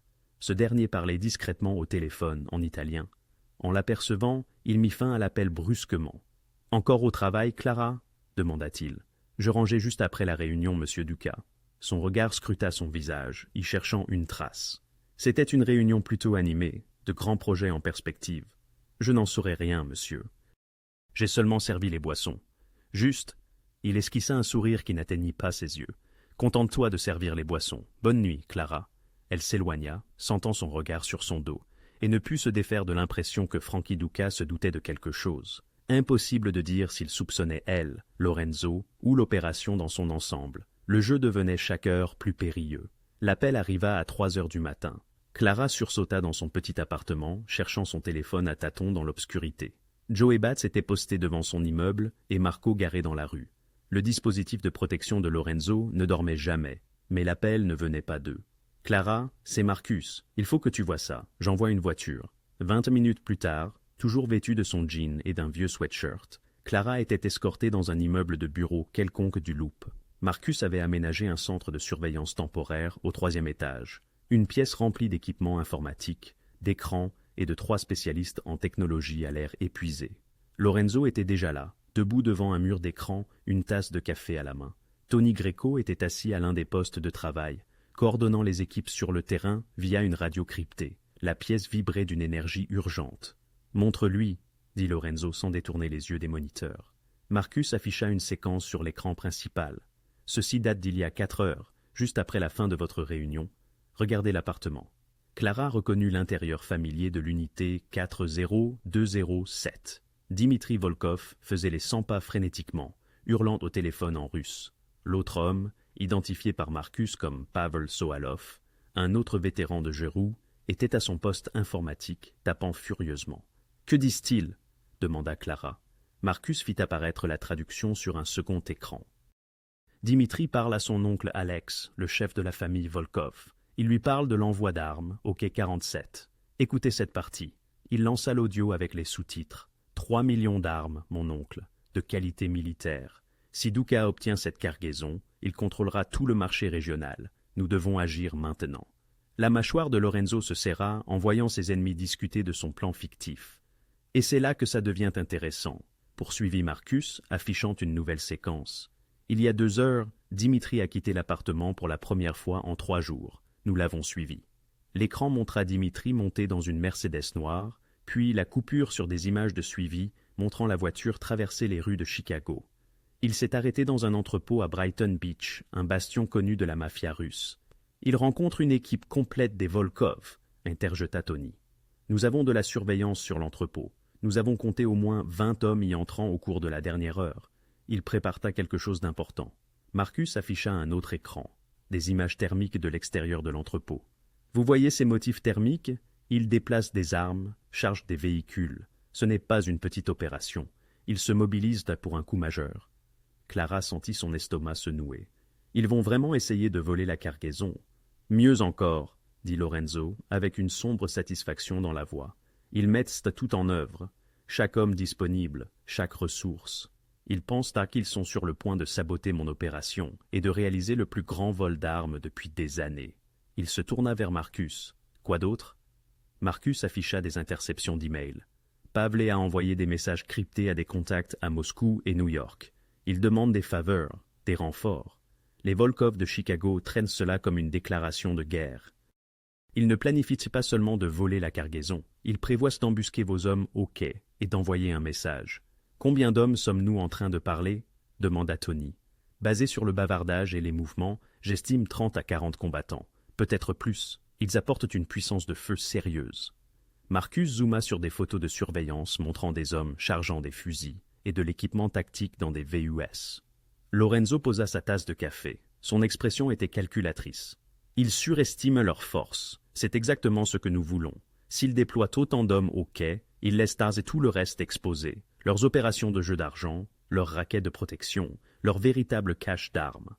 Alors, nous les frappons pendant qu'ils nous frappent, demanda Clara, commençant à comprendre la stratégie. Nous les frappons pendant qu'ils ne frappent rien, corrigea Lorenzo. Ils se présentent au quai 47 en s'attendant à mes hommes et à une cargaison d'armes. Au lieu de cela, ils trouvent le FBI. Tony termina avec un sourire sinistre. J'ai coordonné avec notre contact fédéral. Il est très intéressé par 40 gangsters russes armés convergeant sur un quai de Chicago au milieu de la nuit, surtout lorsque nous lui fournissons des preuves de leur organisation criminelle. Les yeux de Clara s'écarquillèrent. Vous les mettez en place pour une descente fédérale? La destruction mutuellement assurée a une belle sonorité, dit Lorenzo. Les Volkov sont arrêtés avec suffisamment d'accusations d'armes pour les enfermer pendant des décennies. Et puisque c'est nous qui avons alerté le FBI, nous passons pour des citoyens modèles aidant les forces de l'ordre. Les fédéraux réalisent un coup majeur. Nous éliminons notre concurrence et nos mains restent propres. Marcus afficha un autre écran montrant des interceptions de messages textes. Ça va même mieux. Les Volkov sont tellement confiants qu'ils planifient déjà la célébration de la victoire. Pavle a envoyé un SMS à quelqu'un à Moscou disant « Les Dukas sont finis. Chicago est à nous d'ici dimanche. » Dimanche, c'est dans 3 jours, nota Tony. Ils pensent qu'ils ont déjà gagné. Le téléphone de Lorenzo vibra. Il y jeta un coup d'œil, puis montra l'écran à Tony. C'est notre contact du FBI. Il rassemble une équipe tactique. SWAT, DEA, ATF. Ils en font une opération multi-agence. Les Volkov vont tomber dans le plus grand piège des forces de l'ordre de l'histoire de Chicago. Clara observait les moniteurs, voyant les Russes se préparer à l'assaut, totalement inconscients d'être observés à chaque pas. C'était brillant et terrifiant à la fois. « Et Frankie ?» demanda-t-elle soudainement, se rappelant la suspicion dans ses yeux. Il semblait dubitatif lors de la réunion, et s'il les prévenait d'une manière ou d'une autre. L'expression de Lorenzo s'assombrit. Frankie a fait des appels non autorisés. Tony les surveille, n'est-ce pas, Tony? Tony afficha les relevés téléphoniques. 3 appels à des numéros non listés au cours des 2 derniers jours. Nous essayons de les tracer, mais le timing est suspect, juste après vos réunions à chaque fois. La pièce devint silencieuse. Les implications étaient stupéfiantes. Le propre cousin de Lorenzo, son conciliaire, pourrait être la taupe. Ça pourrait être une coïncidence, dit Marcus prudemment. Il était peut-être juste paranoïaque et vérifie ses propres sources. Ou bien c'est lui qui les a aidés à placer les micros en premier lieu, dit Lorenzo d'un ton monocorde. Famille ou pas, si Frankie travaille avec les Russes, il tombera avec eux. Clara eut un frisson. Elle avait vu assez de films de gangsters pour savoir ce que « tomber avec eux » signifiait dans le monde de Lorenzo. « Chef !» cria l'un des techniciens de Marcus. « Vous devez voir ça. » Les Russes viennent d'envoyer un autre message. Marcus l'afficha sur l'écran principal. Il était crypté, mais ils avaient déchiffré le code il y a des jours. Le message était court, en anglais cette fois. « Quai 47. Après-demain, 2 heures du matin. Apportez tout, c'est notre moment. » Ils ont fixé la date, dit Marcus. Même calendrier que celui mentionné dans votre fausse réunion. Ils sont complètement convaincus. Lorenzo fixa le message, puis les images de surveillance montrant les Russes se préparant à la guerre. Ses ennemis étaient sur le point de tomber dans un piège de leur propre fabrication, déclenché par le murmure d'une femme de chambre et un mensonge soigneusement orchestré. « Messieurs, dit Lorenzo doucement, préparez-vous pour la phase finale. Après-demain, nous mettrons fin au problème Volkov de manière permanente. » Clara regarda les écrans, les Russes s'armant, le FBI coordonnant ses équipes tactiques, le réseau de surveillance et de contre-surveillance qui avait transformé le manoir de Lorenzo en centre d'une guerre de l'ombre. Elle avait demandé à son patron de se taire il y a une semaine. Maintenant, ce simple avertissement murmuré était sur le point de faire tomber tout un empire criminel. L'air nocturne au quai 47 était épais de brouillard venant du lac Michigan. Clara observait depuis l'intérieur d'une camionnette de surveillance garée à 3 pâtés de maison. Ses yeux fixés sur plusieurs écrans de moniteur montrant différents angles du front de mer industriel. Marcus était assis à côté d'elle, coordonnant les communications. Tony et Joey étaient main sur le terrain, avec l'équipe triée sur le volet de Lorenzo. Lorenzo lui-même se tenait à l'extérieur de la camionnette, parlant doucement à sa radio.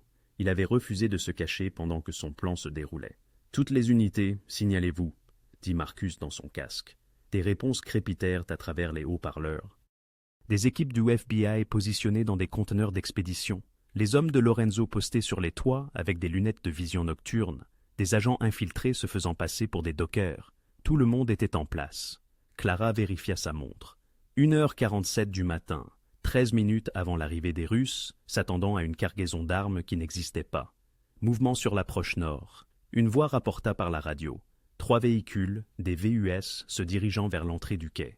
Marcus afficha des images thermiques. Clara regarda des signatures thermiques montrer plusieurs personnages armés dans les véhicules.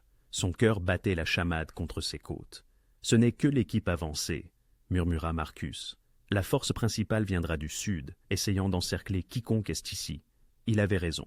2 minutes plus tard, d'autres véhicules apparurent sur les caméras du sud, un convoi de 5 VUS et un fourgon se déplaçant en formation comme une opération militaire. « Jésus !» murmura Clara. « Combien ont-ils amené ? » « On dirait 35, peut-être 40 combattants, » dit Marcus, comptant les signatures thermiques. « Ils ont tout misé sur ça. » La voix de Lorenzo, calme et assurée, résonna dans la radio. « Chef d'équipe du FBI, confirmez que vous voyez ça. » « Confirmé. » Une voix nouvelle répondit, celle de l'agent spécial Sarah Chin, la principale interlocutrice du FBI désignée par Tony. « Nous dénombrons 38 individus armés convergeant vers un quai commercial à 2h du matin sans motif commercial légitime. C'est suffisant pour nous. Toutes les équipes, préparez-vous à intervenir sur mon signal. » Les véhicules russes s'immobilisèrent à des positions stratégiques autour du quai. Des hommes en surgirent, leurs armes visibles même dans l'obscurité. Fusils à pompe, équipements tactiques. Ils se déployèrent avec une précision militaire, établissant un périmètre. Dimitri Vilov était clairement visible au centre, aboyant des ordres en russe. Même à travers les images granuleuses de la surveillance, Clara discernait son assurance. Il était persuadé d'être sur le point de triompher. « Ils sont en position », rapporta Marcus, totalement à découvert. « FBI, vous avez le feu vert », déclara Lorenzo dans sa radio. « Toutes les unités, go, go, go !» Le quai bascula dans le chaos. Des projecteurs s'allumèrent de toutes parts, transformant la nuit en un jour aveuglant. Des agents du FBI apparurent de conteneurs, d'entrepôts et de toutes les cachettes imaginables. Des véhicules de police bloquèrent toutes les voies de sortie. « Agents fédéraux, déposez vos armes au sol !» Les Russes se figèrent, pris au piège à découvert, sans échappatoire. Quelques-uns levèrent leurs armes, mais ils étaient surpassés en nombre de 3 contre 1, 3 contre 1. Clara observa l'expression de Dimitri se transformer, passant de la confiance à l'horreur alors qu'il réalisait qu'ils avaient été piégés. En 90 secondes, tout était terminé. Pas un coup de feu. Les Russes jetèrent leurs armes et se jetèrent au sol, tandis que les agents du FBI les envahissaient, des colliers de serrage et des menottes apparaissant aux poignets. « Cible sécurisée », annonça l'agent Chen. 38, suspects en détention, plusieurs chefs d'accusation pour port d'armes. Article de loi sur le crime organisé. Ce coup de filet va faire carrière. Beau travail, monsieur Duca. Lorenzo s'accorda un léger sourire. Toujours ravi d'aider les forces de l'ordre, agent Chen.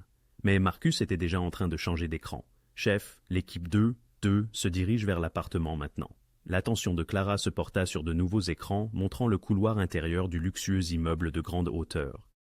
Une équipe tactique, les hommes de Lorenzo et non du FBI, s'approchait de l'unité 427 avec une précision militaire. Ils avaient des caméras montées sur leurs casques, offrant à Marcus de multiples points de vue. Effraction dans 3, 2, 1. La porte explosa vers l'intérieur. L'équipe inonda l'appartement, armes au poing. Pavlov eut à peine le temps de lever les yeux de son poste informatique avant d'être plaqué au sol. L'appartement était vide par ailleurs. Dimitri avait emmené tout le monde au dock. « Claire, un suspect sécurisé », rapporta la voix de Tony de l'intérieur. « Ne touchez pas à l'équipement pour l'instant », dit Marcus d'une voix urgente. « Je dois voir à quoi nous avons affaire. » Deux des spécialistes techniques de Marcus entrèrent dans l'appartement, sortant déjà des dispositifs de balayage. Clara observa tandis qu'ils examinaient la batterie d'ordinateur et l'équipement de surveillance. « Chef, vous devez voir ça !» dit l'un d'eux, la voix tendue. La caméra du casque zooma sur les écrans d'ordinateur. Le souffle de Clara se coupa. Les écrans montraient ainsi non seulement les flux provenant du manoir de Lorenzo, mais aussi la surveillance de 10 d'autres lieux, d'autres commerces, d'autres maisons, d'autres familles. Ils ont géré tout un réseau, dit Marcus, ses doigts voltigeant sur son clavier alors qu'il accédait à distance aux ordinateurs saisis. Bon sang, ils ont des micros dans les opérations de la famille Marchetti, sur le territoire du gang Rousseau, et même dans les bureaux de certains de nos contacts policiers. Il ne s'agissait pas seulement de Lorenzo, ils surveillaient la moitié de la pègre de Chicago. « Depuis combien de temps ?» demanda Lorenzo d'une voix perçante. Marcus fit défiler les fichiers, son visage pâlissant. « Des mois, peut-être un année. Ils ont des enregistrements de réunions, des appels téléphoniques, des conversations privées. C'est une mine d'or d'informations. Téléchargez tout, ordonna Lorenzo. Chaque fichier, chaque enregistrement, chaque contact. Déjà fait, mais boss, il y a plus, dit Marcus. Il afficha un répertoire de fichiers. Ils vendaient ci des informations. Regardez ces relevés de transactions. Ils ont fourni des renseignements à de multiples acheteurs, les Russo, une équipe à Détroit et même quelques opérateurs indépendants. Ils ne se contentaient pas d'espionner pour eux-mêmes. Ils ont monté une véritable opération de courtage de renseignements. Clara se sentit mal. Les Vulov avaient transformé la surveillance en une entreprise, vendant des secrets qui causaient la mort ou l'arrestation de personnes. Sécurisez toutes les preuves, dit Lorenzo. Disques durs, téléphone, tout. Je veux savoir qui a acheté chez eux et qui ils ont mis sous surveillance. Chef d'équipe, nous avons autre chose, crépita la voix de Tony. Il y a un coffre-fort dans la penderie de la chambre. Le ton était grave. La caméra du casque montra Tony agenouillé devant un coffre-fort au sol. Il y plaça un petit appareil, ressemblant à un ouvre-serrure avancé, et en quelques secondes, le coffre s'ouvrit avec un clic. Tony en sortit le contenu, des liasses de billets, des passeports, des clés USB et un journal en cuir. Il l'ouvrit et en parcourut les pages. « Boss, c'est un registre. Nom, date, paiement reçu. C'est un compte-rendu complet de leur opération. » Il s'interrompit. « Et il y a un nom ici que vous devez connaître. Quelqu'un qu'ils ont répertorié comme atout principal. Organisation Duca. » L'expression de Lorenzo se figea. « Lisez-le. » La voix de Tony était sombre. Source interne, recrutée il y a 14 mois. Nom de code, Coniglio. La bande de surveillance resta silencieuse. Le cœur de Clara rata un battement quand elle comprit ce que cela signifiait. Consiglio, en italien, veut dire conseiller. Franchi, le cousin de Lorenzo, son conciliaire. « Fils de pute !» souffla Lorenzo. C'était lui depuis le début.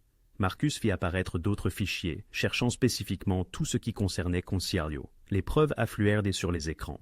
Paiements totalisant des centaines de milliers, 100 000 $, des rapports détaillés que Franchi avait fournis sur les opérations de Lorenzo, et même des copies de SMS où Franchi donnait aux Russes des codes d'accès et des horaires. « C'est lui qui les a aidés à placer les micros, » dit Marcus, lisant les fichiers. « C'est lui qui a engagé l'entrepreneur qui les a installés.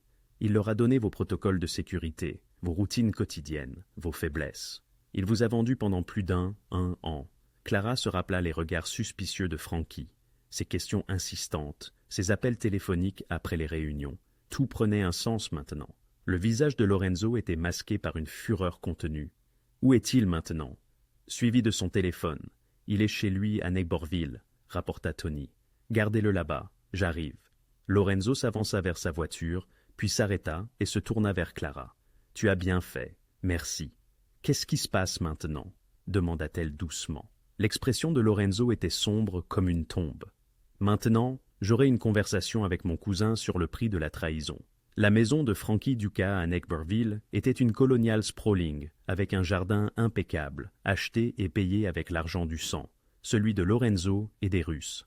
Quand le convoi de Lorenzo arriva à 3h30 du matin, les lumières étaient toujours allumées à l'intérieur. Clara avait insisté pour venir, bien que Lorenzo ait essayé de l'en dissuader. « Tu as commencé ça », avait-il finalement dit. « Tu mérites de voir comment ça se termine. » Maintenant, elle était assise dans la voiture avec Joey Batts, tandis que Lorenzo, Tony et quatre autres hommes s'approchaient de la porte d'entrée. Ils ne frappèrent pas. Tony utilisa une clé. Lorenzo avait les clés de toutes les maisons de son cercle le plus proche, un fait qui semblait soudain moins être de la confiance et plus une assurance. Ils trouvèrent à Frankie dans son bureau, un verre de whisky à la main, fixant son téléphone. Il leva les yeux à leur entrée, et Clara ne vit aucune surprise sur son visage, seulement de la résignation. « Je me demandais combien de temps ça prendrait, » dit Frankie calmement. Lorenzo referma la porte derrière eux. Lorsqu'il parla, sa voix était plus froide que Clara ne l'avait jamais entendue. « 14 mois, Frankie. 14 mois que tu me vends aux Russes, mon propre cousin, le sang de mon père. » Frankie but une longue gorgée. « Ton père était un dinosaure qui ne voyait pas l'avenir. Tu es comme lui. Trop fier, trop traditionnel. Les Russes sont l'avenir, Lorenzo. Ils ont des connexions, des ressources, une portée que tu ne peux pas égaler. J'ai essayé de te dire de faire la paix avec eux, de partager le territoire, mais tu n'as pas voulu écouter. Alors, tu as décidé de me détruire à la place. J'ai décidé de survivre. » Frankie posa son verre. « Tu penses que les Volov m'ont approché? C'est moi qui les ai approchés. J'ai vu dans quelle direction le vent soufflait. Dans 5 ans, ils contrôleront Chicago, et j'allais être du côté des gagnants. » Tony s'avança, la main près de son arme, mais Lorenzo leva une main pour l'arrêter. « Dis-moi comment tu as fait, » dit Lorenzo. « Tout, tu me dois au moins ça. » Frankie rit amèrement. « Qu'est-ce que ça change maintenant? Tu as déjà gagné. Les Volov sont en garde à vue du FBI. Leur opération est terminée. Je veux des noms. Tous les participants, tous les entrepreneurs que tu as embauchés, toutes les personnes que tu as compromises. » Pendant un instant, Frankie sembla vouloir refuser. Puis quelque chose dans l'expression de Lorenzo, quelque chose de sombre et définitif, le fit reconsidérer. « L'électricien s'appelait Ray Hutchins, » commença Frankie. « Il a déjà travaillé pour la famille, un type honnête, mais il avait des dettes de jeu. Je lui ai dit que les Russes effaceraient ses marqueurs pour une valeur de 50 000 $ s'il installait du matériel de sécurité lors d'un appel de maintenance de routine. Il pensait que ce n'était que de l'espionnage industriel, rien de criminel. Il a placé le premier micro dans ton bureau il y a 3 mois. 3 mois, répéta Lorenzo.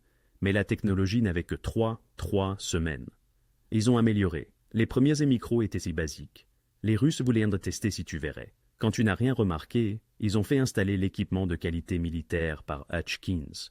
Je lui ai donné les codes d'accès, les horaires où tu étais absent de la maison. C'était facile. Clara se sentit mal. Ce n'était pas seulement de la trahison. C'était une destruction méthodique et calculée de la confiance familiale. « Qui d'autre » demanda Tony. « Le micro dans la voiture ? C'était moi. Je l'ai installé moi-même le mois dernier quand Lorenzo était à New York.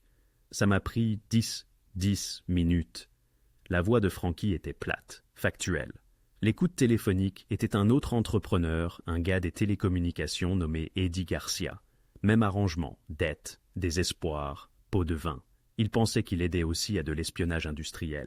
Lorenzo sortit son téléphone, tapant des notes. Le service de surveillance, qui connaissait son existence. Seuls les Volov et leur équipe technique. Jamais je n'y ai mis les pieds. Ils me rémunéraient en crypto-monnaie intraçable, ou du moins c'est ce que je croyais. Il jeta un regard acéré à Marcus qui venait d'entrer dans la pièce. « Ton technicien est plus doué que je ne le pensais. Qu'est-ce que tu leur as révélé ?» demanda Lorenzo. « Quelles informations as-tu vendues ?»« Tout. » Frankie soutint le regard de Lorenzo avec défi. Agenda des réunions, transactions commerciales, contacts policiers, itinéraires de livraison, négociations avec les familles rivales. Chacun de vos mouvements leur était connu avant même que vous ne l'ayez achevé. C'est ainsi qu'ils ont réussi à déjouer vos attaques. C'est pourquoi leurs opérations semblaient toujours avoir une longueur d'avance. Et l'argent? Combien t'ont-ils versé? $250 000, 250 000 $ sur 14 mois. Sans compter les promesses de territoire, une fois qu'ils auraient pris le contrôle. Une place à leur table. Frankie se versa un autre whisky. Plus que tu ne m'en as jamais offert, cousin. J'ai effectué le véritable travail pendant que tu récoltais la gloire. Le neveu préféré de ton père, l'héritier désigné. Où cela me laissait-il? En vie, déclara simplement Lorenzo. C'est là que cela te laissait, et tu l'as gâché. Le silence s'abattit dans la pièce. Clara observait le visage de Lorenzo, y discernant la lutte entre la loyauté familiale et un pragmatisme froid. Elle se demandait lequel triompherait. « Tony, dit finalement Lorenzo, emmène Frankie à l'entrepôt de Division Street.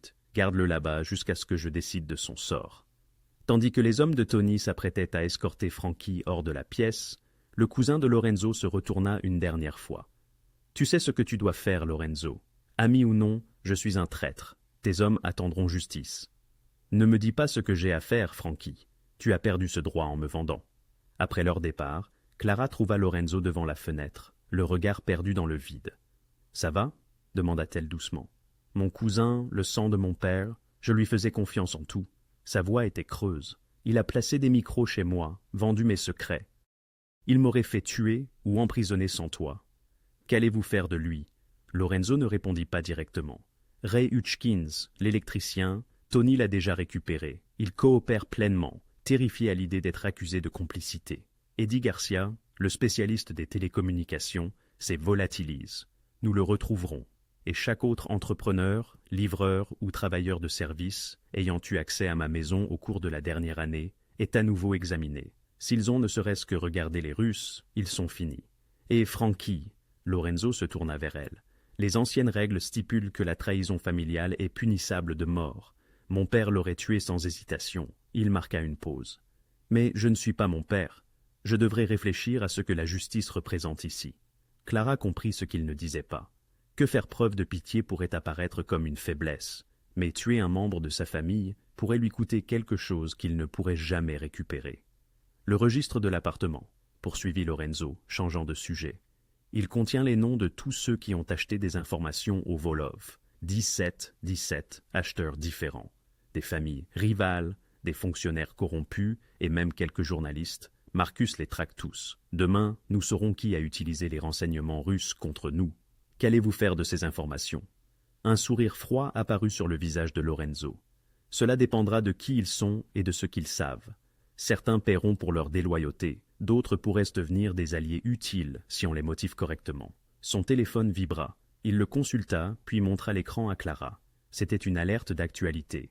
Raid massif du FBI contre un réseau de crime organisé. 38. Personne arrêtée au dock de Chicago. C'est déjà dans l'actualité, dit Lorenzo.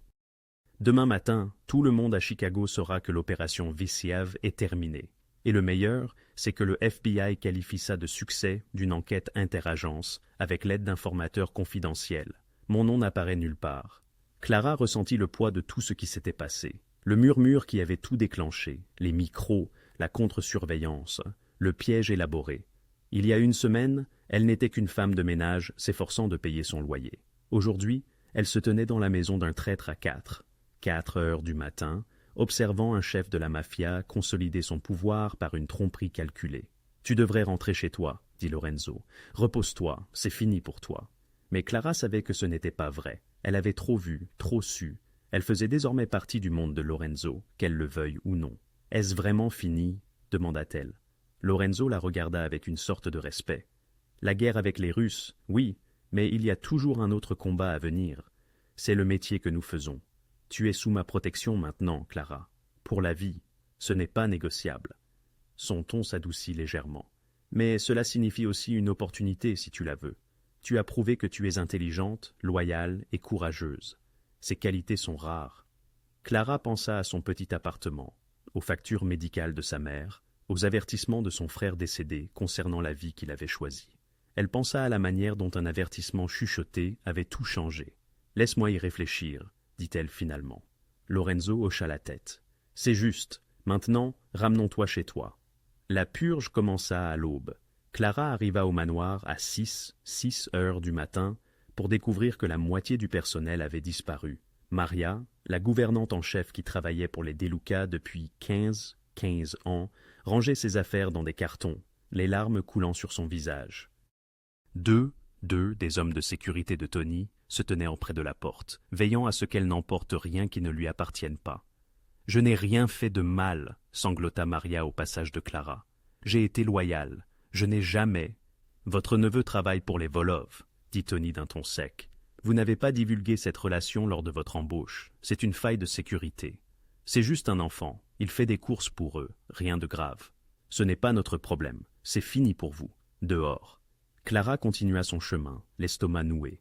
Maria avait toujours été gentille avec elle, lui enseignant quelle pièce Lorenzo préférait nettoyer en premier, quel verre utiliser pour quelle boisson. Maintenant, elle était effacée de l'opération Duca, comme si elle n'avait jamais existé. Dans la cuisine, le chef était également parti, remplacé par une femme que Clara ne reconnaissait pas, une femme d'apparence austère déjà affairée à préparer le petit déjeuner avec une précision militaire. Deux des jardiniers vidaient leur remise à outils sous l'œil vigilant de Tony. Clara trouva Lorenzo dans son bureau, examinant des dossiers de personnel avec Marco, le comptable. Le bureau était couvert de dossiers, chacun représentant une personne dont la loyauté était remise en question. Le service d'aménagement paysager. Ils entretiennent nos terrains depuis 3 ans, disait Marco. Mais leur entreprise a travaillé au domaine Volova à Brighton Beach l'été dernier. C'est trop proche pour être confortable. Remplacez-les, dit Lorenzo sans hésitation. Demandez des recommandations à la famille Marchetti. Ils ont des gens. Et Sal Benedetto, il conduit pour nous. Son beau-frère est Eddie Garcia, le spécialiste des télécommunications qui a posé la ligne d'écoute. La voix de Lorenzo était glaciale. Sal prétend qu'il ne savait pas, mais je ne crois pas aux coïncidences. Il est dehors. Marco prit une note. Ça fait 18 personnes jusqu'à présent, patron. Nous allons manquer de personnel. Alors, embauchez de nouvelles personnes. Mieux vaut un manque de personnel que des compromis. Lorenzo leva les yeux et aperçut Clara. Donne-nous une minute, Marco. Après le départ du comptable, Lorenzo fit signe à Clara de s'asseoir. Il semblait épuisé, des cernes sous les yeux. Elle doutait qu'il ait dormi. Ray Hutchkins, l'électricien, nous a fourni une liste de toutes les personnes avec qui il avait travaillé et qui auraient pu être approchées par les Russes, dit Lorenzo. 7 entrepreneurs, 3 services de livraison et 2 consultants en sécurité. Nous les passons tous au crible. Ceux qui ne peuvent pas être blanchis sont licenciés. Ça fait beaucoup de monde, dit Clara doucement. C'est nécessaire. Les Volov ont infiltré mon opération à tous les niveaux. Ils savaient des choses qu'ils n'auraient pas dû savoir, pas seulement grâce au rapport de Francky, mais aussi grâce à des gens qui ont vu des choses, entendu des choses et ont été payés pour les partager. Il sortit une liste. Marcus a trouvé des registres de paiement. 12 personnes à ma solde ont pris de l'argent aux Russes à un moment donné au cours de la dernière année. Certaines ne savaient même pas qu'elles travaillaient pour eux. Elles pensaient que c'était de l'espionnage industriel, de la collecte de renseignements concurrentiels. Peu importe, elles sont parties. Qu'en est-il de ceux qui ont refusé ? Demanda Clara. Ceux que les Russes ont approchés mais qui ont dit non. L'expression de Lorenzo s'adoucit légèrement. Ce sont ceux que je garde et que je récompense. La loyauté face à la tentation est rare. Il fit une pause. Comme toi, ils t'ont offert 5 000 $ et ont menacé ta mère, et tu as quand même refusé. Ce genre d'intégrité ne peut s'acheter. Au cours des 3 jours suivants, Clara observa la transformation de l'opération Duca se dérouler avec une efficacité discrète. Ce n'était pas spectaculaire, pas de violence, pas de corps, pas de spectacle public. Des gens disparaissaient simplement de l'organisation, remplacés par de nouveaux visages qui avaient été minutieusement vérifiés. Le système de sécurité fut entièrement remanié. L'équipe de Marcus fouilla chaque pièce, chaque véhicule, chaque ligne téléphonique, installant de nouvelles communications cryptées et des équipements de détection avancés. Le personnel du manoir fut tenu de passer par des détecteurs de métaux et des fouilles aléatoires. De nouveaux protocoles exigeaient des codes d'autorisation pour l'accès aux zones sensibles. Tony mit en œuvre une politique de besoin de savoir. Les informations furent compartimentées afin qu'aucune personne, hormis Lorenzo, ne connaisse l'intégralité d'une opération. Les lieux de réunion changeaient de manière aléatoire. Des mots de code remplacèrent les noms dans les conversations téléphoniques. Les fournisseurs changèrent également. Le distributeur de boissons alcoolisées, qui avait servi le manoir pendant une décennie, fut remplacé lorsque les vérifications d'antécédents révélèrent que son responsable d'entrepôt avait fait de la prison avec un associé connu des Volov. Le fournisseur de produits frais fut changé. Même l'entreprise qui entretenait les voitures de Lorenzo fut remplacée par une autre n'ayant aucune connexion russe. Clara entendit, par l'intermédiaire du personnel restant, que 3 des soldats de Lorenzo avaient été rétrogradés ou réaffectés. Ils n'avaient rien fait d'ouvertement déloyal, mais ils avaient été négligents, parlant trop librement en public, se présentant aux réunions à des heures prévisibles, créant des schémas que les Russes pouvaient exploiter. L'insouciance n'était qu'une lente trahison, avait déclaré Tony à son équipe de sécurité lors d'un briefing, conversation que Clara avait entendue. Si vous ne respectez pas les protocoles, vous n'avez pas votre place ici, aucune exception. Le 4e jour, alors que Clara nettoyait la bibliothèque du 2e étage, elle a surpris Lorenzo au téléphone dans son bureau. Non, les entrepreneurs ne parleront pas. Ils n'en savent pas assez pour être importants, et ils ont plus peur de la prison que de toute autre chose. Une pause. Frankie, il est pris en charge. Les affaires familiales restent en famille. Une autre pause. Oui, je suis sûr que l'organisation est plus propre maintenant qu'elle ne l'a été depuis des années. Le réseau Vulov est détruit et tous ceux qui nous ont compromis sont partis. Nous repartons à zéro. Cet après-midi-là, Clara croisa Polly Marchetti dans le couloir. Le bras droit de Lorenzo paraissait plus vieux, plus grave. « Le boss m'a raconté ce que tu as fait, » dit Polly doucement. « Il m'a raconté comment tu as entendu la micro, comment tu l'as prévenu. Ça a demandé du cran, gamine. »« J'ai juste fait ce qui me semblait juste, » répondit Clara. « La plupart des gens ne le font pas. La plupart des gens regardent ailleurs, baissent la tête, se protègent d'abord. » L'expression de Polly était respectueuse. « Tu l'as protégée d'abord, ça compte. » Alors qu'il s'éloignait, Clara réalisa que la dynamique de toute l'organisation avait changé. Avant, elle était invisible, la domestique, un meuble, la personne que personne ne remarquait. Maintenant, les gens lui faisaient des signes dans les couloirs. Des hommes comme Polly et Tony la traitaient avec respect. Même le langage corporel de Lorenzo avait changé en sa présence. Il lui parlait directement, sollicitait ses observations, faisait confiance à sa présence dans les moments délicats. Ce soir-là, alors que Clara s'apprêtait à partir, Tony l'arrêta à la porte. « Le boss veut te voir demain matin à 9h dans son bureau, mais quelque chose de joli. » Il vit son expression confuse et sourit légèrement. « Ce sont de bonnes nouvelles, Clara. Fais-moi confiance. » Cette nuit-là, allongée dans son petit appartement avec Joey Batts, posté à l'extérieur comme toujours, Clara repensa à tout ce qui avait changé. Un avertissement chuchoté avait démasqué un traître, détruit une organisation rivale et purgé la corruption de l'empire de Lorenzo. Mais cela avait aussi coûté leur emploi, leur gagne-pain à des personnes. Maria était partie, S était partie, une douzaine d'autres étaient partis. Leur famille était touchée par des décisions prises au nom de la sécurité. Cela en valait-il la peine? Clara ne le savait pas. Dans le monde de Lorenzo, la loyauté était tout et la trahison impardonnable. Il n'y avait pas de juste milieu, pas de place pour les erreurs ou les liens innocents. Elle avait sauvé la vie de Lorenzo, mais elle l'avait aussi aidé à consolider son pouvoir d'une manière qui le rendait plus dangereux que jamais. Demain, elle découvrirait ce que cela signifiait pour son avenir. Deux semaines plus tard, Clara se retrouva de nouveau dans le bureau de Lorenzo, polissant la même table en acajou où tout avait commencé. Le soleil du matin filtrait à travers les hautes fenêtres, faisant briller le grain du bois. Le panneau mural où la micro avait été cachée était maintenant fraîchement peint, la moulure remplacée. Aucune trace de ce qui avait été là ne subsistait. Le manoir semblait différent maintenant, plus propre d'une certaine manière, bien que cela n'ait rien à voir avec son travail. Le nouveau personnel se déplaçait avec une efficacité professionnelle. La sécurité était renforcée. Il n'y avait plus de rumeurs chuchotées, ni de regards nerveux. L'organisation de Lorenzo avait été purgée de sa pourriture, et ce qui en restait était plus fort, plus élancé, plus discipliné. Clara entendit des pas et leva les yeux pour voir Lorenzo entrer. Il portait un costume anthracite, impeccable et parfaitement ajusté, mais son expression était plus douce que d'habitude. « Laisse ça un instant, » dit-il. « Assieds-toi, Clara. » Elle posa le chiffon à polir et prit la chaise en face de son bureau, la même où elle s'était assise lorsque tout cela avait commencé. Son cœur battait plus vite, se souvenant des mots de Tony à propos de bien s'habiller. Elle avait choisi une simple robe bleu marine, la plus belle qu'elle possédait.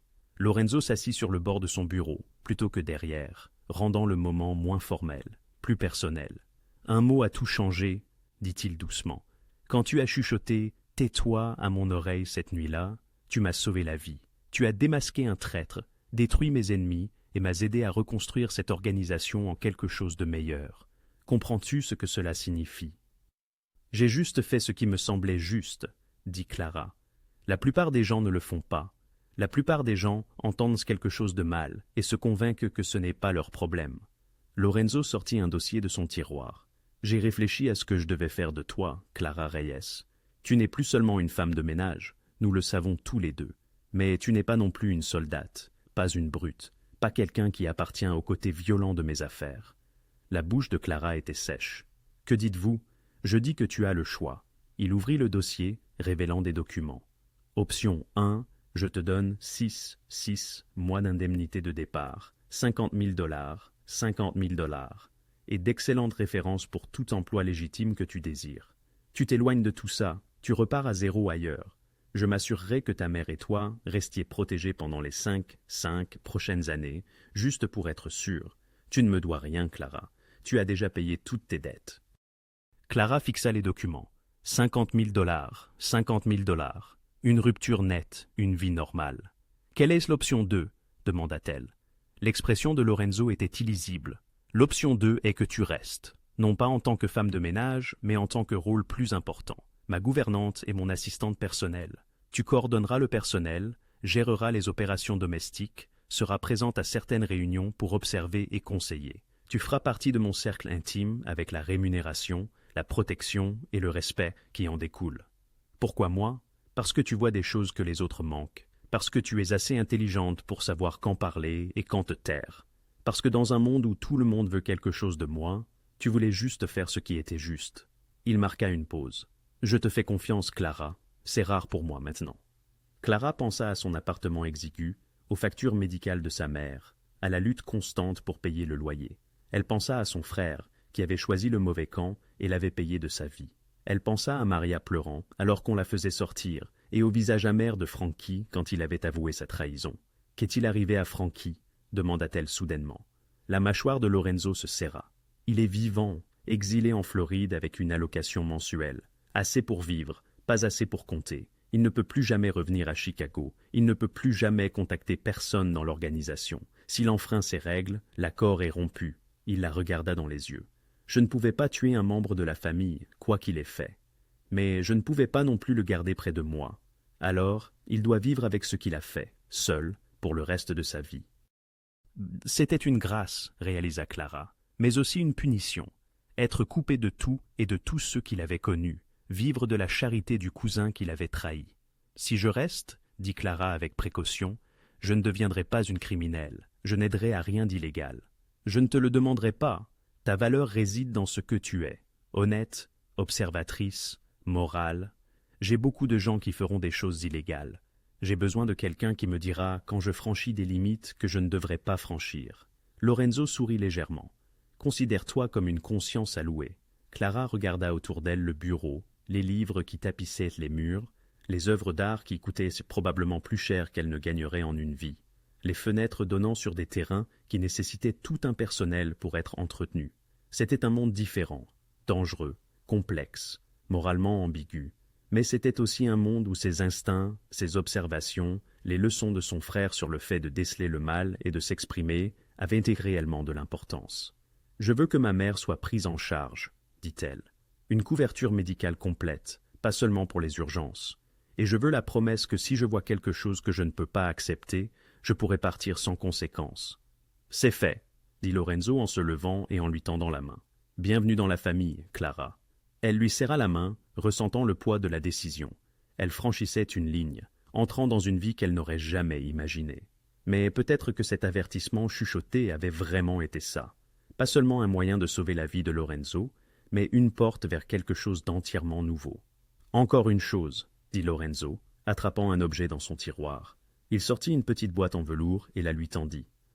À l'intérieur se trouvait un simple collier en or avec un petit pendentif en forme de clé. « Dans ma famille, cela symbolise la confiance, » expliqua Lorenzo. « Tu détiens les clés de ma maison, de mes secrets, de ma confiance. Porte-le comme un rappel que tu appartiennes désormais à cette demeure. » Clara l'attacha autour de son cou, sentant le poids du pendentif contre sa poitrine.